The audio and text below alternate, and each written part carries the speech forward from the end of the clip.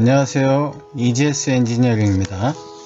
오늘은 반도체 8대 공정 중 신필름 공정에 대해서 알아보도록 하는 시간을 갖도록 하겠습니다. 그 중에서 PCVD, 플라즈마 인핸스드 케미컬 베이퍼 데포지션 공정에 대해서 같이 알아보도록 하는 시간을 갖도록 하죠.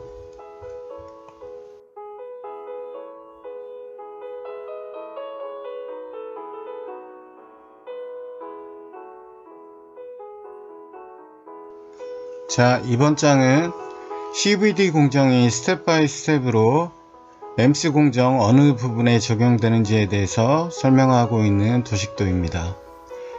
첫 번째로 데포지션 신필름 가로 열고 CVD 가로 닫고 이렇게 되어 있는데요. 이거는 CVD 공정으로 실리콘 산화 옥사이드를 증착을 해줘도 되고요. 그 다음에 또는 PVD로 실리콘 산화 옥사이드를 증착을 해줘도 됩니다. 통상적으로 CVD를 사용하는 목적은 스택 커버리지와 기타 막질의 유니포미티를 좋게 하기 위해서라고 이해하시면 될 것 같습니다. 자, 다음 스텝은 패터닝 포토리소그라피 스텝입니다. 포토리소그라피라는 빛, 웨이퍼, 현상, 크게 세 가지 분류로 정의를 할 수가 있는데요. 일단 유기성 PR을 가지고 웨이퍼 표면에 코팅을 해주고 마스크가 새겨진 패턴을 가지고 빛을 조사를 하여 4분의 1 또는 5분의 1 비율로 축소 투영을 해주고 마지막으로 현상을 해서 우리가 원하고자 하는 패턴을 만들어주는 공정이 포토리소그라피 공정이라고 할 수 있겠습니다. 자, 다음 공정으로 드라이 에치, 웻 에치 공정을 진행하게 되는데요. 드라이 에치는 트렌치 에치 공정을 이용하여 포토리소그라피에서 형성된 패터닝에 불필요한 CVD 막질을 제거하는 공정을 의미하고요. 웻 에치는 포토리소그라피 공정을 진행할 때 웨이퍼 표면에 코팅한 유기성 화합물질들을 제거해주는 역할을 한다고 할 수 있겠습니다. 자, 에치 공정이 완료가 되면 PVD 공정을 이용해서 신필름을 데포지션 하는 공정을 진행합니다. PVD란 파티클 베이퍼 데포지션 해서 물리적 기상 증착법이라고 정의를 합니다. 주로 금속을 증착할 때, 즉 메탈을 증착할 때 사용되는 대표적인 공정이며 주요 공정 장비로는 스퍼터 또는 이빔 에바포레이터가 있다고 할 수 있습니다. 메탈 증착이 완료되고 나면 포토리소그라피, 에치, 웻 에치, PVD, 그리고 CVD, 여기서 CVD는 SiO2가 될 수 있고 Si3N4가 될 수 있습니다. 이런 절연 막질 공정을 반복해서 진행하게 됩니다. 이거는 공정 설계를 어떻게 설계를 하느냐에 따라서 그 반복 횟수가 정해지기 마련입니다.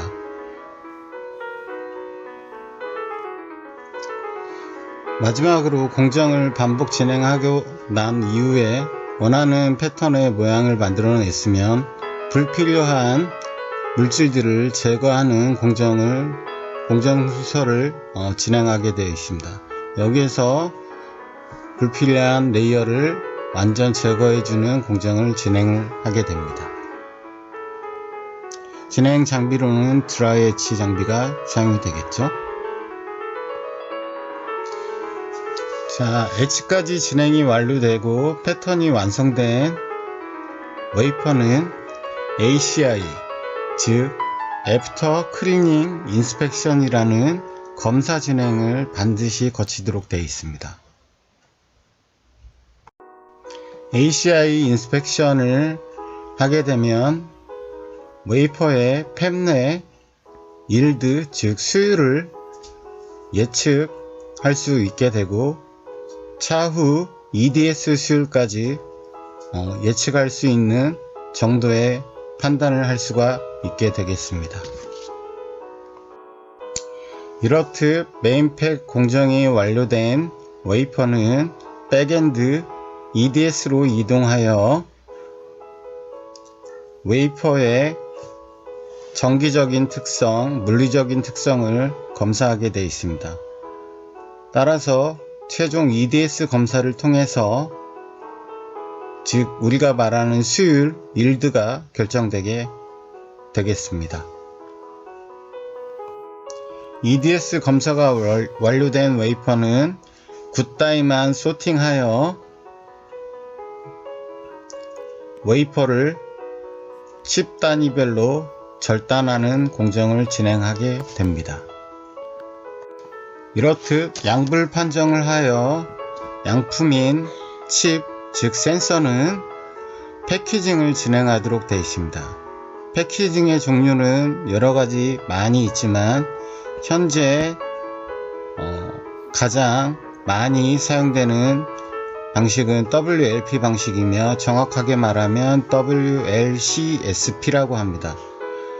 웨이퍼 레벨 칩 스케일 패키징이라고 할 수 있겠습니다.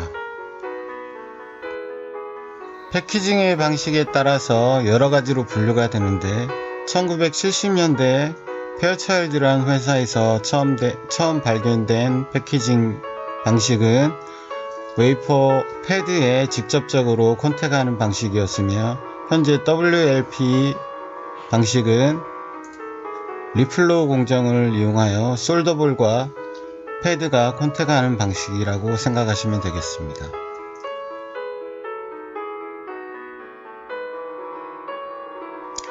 본 화면에서 보여주는 수소 센서 제작 검증의 CVD 공정이 어떻게 활용됐는지, 어느 공정에 어느 스텝으로 스텝 바이 스텝 적용이 되는지 일예로 보여준 예시라고 할 수 있겠습니다. 화면에 보이는 이미지는 PCVD 장비를 일예로 든 것입니다. 자, 이제부터 우리는 PCV 장비가 어떻게 구성이 되어 있는지 같이 한번 살펴보도록 하죠. 먼저 반응 챔버가 있고 표면을 고정시켜놓은 홀더가 있고요. 그 다음에 반응 가스, 실란가스가 공급이 되고 만들어낼 수 있는 막질은 SiO2, Si3M4, SiCN 등 여러가지 절연 막질을 만들어낼 수가 있습니다. 이 절연 막질을 흔히 우리는 유전체라고 표현을 하기도 합니다. 그 다음에 높은 전압이 가해지고요. 이 높은 전압과 실란가스가 공급이 돼서 반응을 하게 되면 제4의 물질인 플라즈마가 챔버 내에서 형성이 되고 백큐움 펌프로 챔버 내부는 음압의 상태를 유지하고 있으므로 자연스럽게 플라즈마는 웨이퍼 표면에 안착이 되겠죠. 이렇게 안착된 신필름의 막질은 약 1마이크로 1000나노 수준으로 웨이퍼 표면에 데포지션 된다고 할 수 있겠습니다. 자, 여기서 제가 말씀드린 신필름 두께의 맥시멈은 1000나노라고 말씀드렸는데요.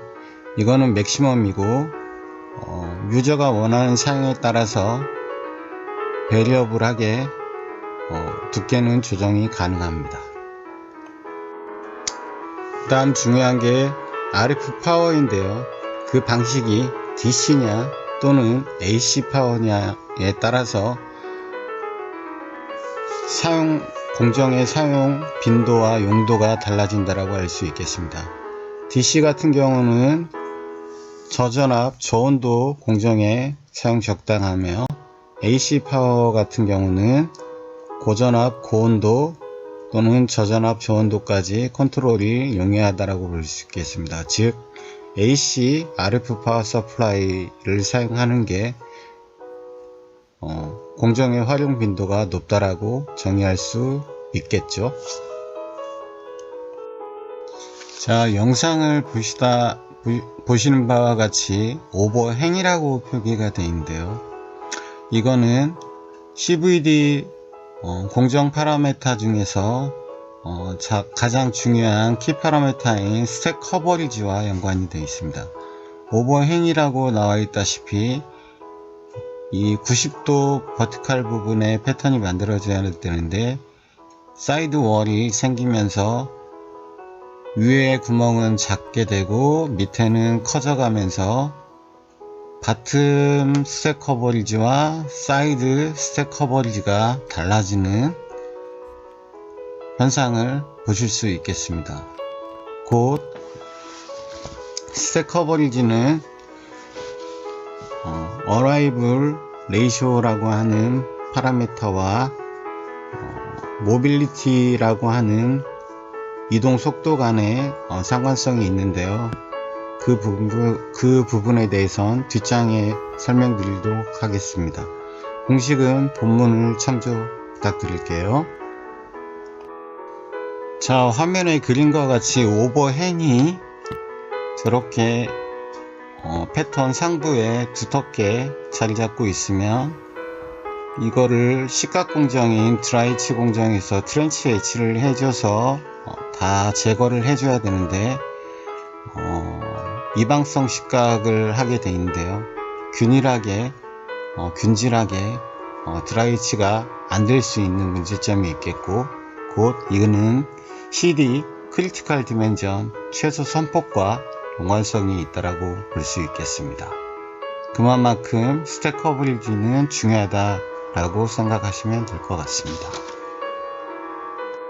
자, 이 장에서는 어스펙트 레이시오, 즉 어스펙트 레이시오는 버티컬과 호리존탈 간의 비율을 말씀드리는 건데요. 말 그대로 버티컬은 90도가 되는 게 가장 아이디어한 각도이고 호리존탈은 0도가 되는 게 가장 아이디어한 각도이겠죠. 근데 이거는 가장 이론적인 수치이며 실제 공정상을 진행하게 되면 공식은 나와 있는 것과 바와 같이 위드스분의 뎁스라고 볼 수 있겠는데, 실질적으로 이 비율이 가장 이상적인 비율로 나오긴 힘들겠죠. 그만큼 장비의 압력, 온도 이런 키 파라미터들을 조정을 해서 이런 최적화된 공정 조건을 잡아야 하는 게 프로세스 엔지니어가 하는 역할이라고 할 수 있겠습니다. 자, 이 장에선 어라이블 앵글에 대해서 보여주고 있는 모습인데요. 앞장에서 말씀드린 오버행, 즉 스택 커버리지와 이 어라이블 앵글의 각도는 밀접한 관계성을 가지고 있습니다. 이 어라이블 앵글을 형성하는 데 있어서 각도의 중요한 형성 키 파라미터는 진공의 압력, 온도, 그 다음에 RF 파워 등이 잘 적절하게 실험 평가를 해서 가장 아이디어한 조건을 레시피로 선정하는 게 가장 바람직한 모습이라고 할 수 있겠네요. 자, 화면에 보이는 모습이 CVD 챔버의 모습이며, 챔버는 렉션 챔버라고 부릅니다. 자, 서브스트레이트 홀더가 있고요. 그 홀더 상하위로 히터가 배치되어 있는 구조가 있고, 또는 하부에만 배치되어 있는 구조가 있습니다. 근데 지금 이 장비는 상하부에 다 있는 걸로 있었고요. 지금 이 장비 같은 경우는 RF 파워가 위에 있고 히터는 밑에 있고 서브스트레이트가 웨이퍼라고 생각하시면 됩니다. 웨이퍼가 저렇게 이제 위에 안착이 되어 있는 구조가 되어 있고요. 자, 웨이퍼에는 적정한 열이 가해지고 있겠고, 챔버 내부에는 적정한 배큐um 압력이 잡혀져 있겠죠. 그 다음에 이 좌측면을 통해서 반응성 가스가 이제 투입이 됩니다. 보통 PCVD 장비에는 실란가스 Si3M4라는 물질이 들어가게 돼 있고요. 그래서 그 RF 파워와 반응을 하여 플라즈마를 형성하게 돼 있는 구조로, 장비의 기본 컨셉은 어느 장비사나 대동소이하다라고 생각하시면 될 것 같습니다. 화면에 보이시는 상부의 RF 파워에 고전압 또는 고전력의 RF 파워가 가해지므로 하부에는 반드시 기계를 보호할 수 있는 접지 장비가 반드시 부착이 되어 있어야 하고요.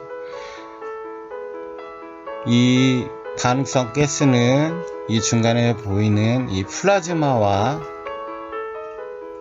상부의 RF 파워의 일렉트론과 반응성 가스 실란이 투입되면서 제4의 물질인 플라즈마가 형성됨을 그림을 통해서 확인할 수가 있습니다.